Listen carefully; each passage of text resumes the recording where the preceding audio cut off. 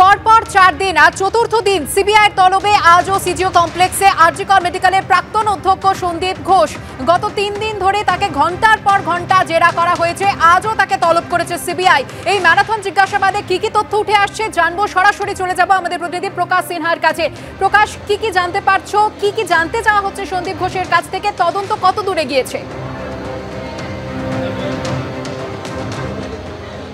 না, তোমাকে দেখো বলে দিই, সিবিআই সূত্রের খবর পরপর 3 দিন 37 ঘন্টা তাকে জিজ্ঞাসাবাদ করা হয় এবং সেই 37 ঘন্টা 3 দিন জিজ্ঞাসাবাদের পরেও কিন্তু সিবিআই আধিকারিকরা সন্তুষ্ট নন। তাই আজকে চতুর্থ দিন তাকে আবার তলব করা হয় এবং আমরা যেটা সিবিআই সূত্র মারফত জানতে পারছি যে প্রথম 3 দিন তাকে যখন জিজ্ঞাসাবাদ করা হয়, বয়ান রেকর্ড করা হয়, তার কাছ থেকে যে তথ্য পাওয়া গেছে বা তিনি যেটা দাবি করছেন, সন্দীপ ঘোষ যেটা দাবি করছেন, তার সঙ্গে সাক্ষীদের বয়ানে কিন্তু কোনো মিল নেই, ফারাক রয়েছে।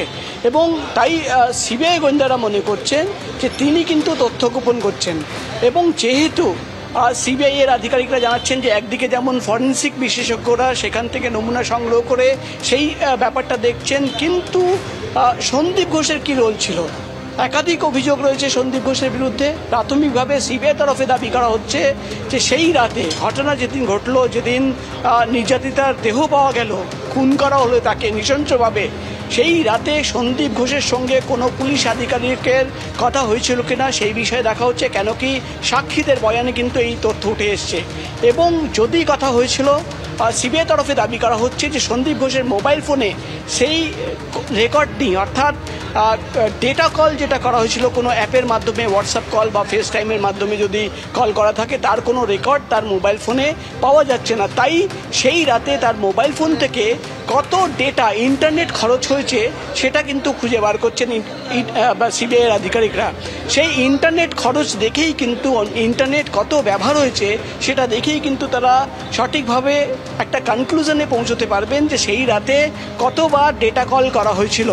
এবং তোমাকে বলে দিই, সন্দীপ ঘোষকে পরিষ্কারভাবে জানতে চাইছেন সিবিআইয়ের আধিকারিকরা যে সেই রাতে যে অভিযোগ বারবার উঠে আসছে, যে তথ্য প্রমাণ লোপাট করা হয়েছে। পরিবারের তরফে অভিযোগ যে ফোন করে বলা হয়েছিল যে আত্মহত্যার কথা বলা হয়েছিল এবং পরিবারকে ডাকা হয়েছিল।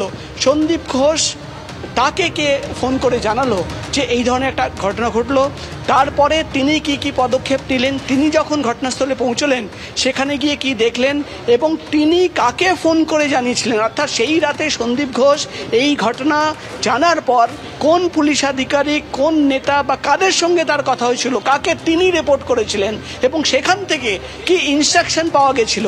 অর্থাৎ সন্দীপ ঘোষের কাছ থেকে একাধিক তথ্য জানতে চান সিবিআইয়ের গোয়েন্দারা এবং প্রাথমিকভাবে সিবিআই তরফে মনে করা হচ্ছে যে তিনি কিন্তু সঠিক তথ্য পুরোপুরি কিন্তু সিবিআই আধিকারিকদের জানাচ্ছেন না, কোথাও না কোথাও তথ্য গোপন করছেন তিনি। তাই কিন্তু আজকে চতুর্থ দিন, প্রায় 1.5 ঘন্টার বেশি সময় গেছে, তাকে জিজ্ঞাসাবাদ করা হচ্ছে।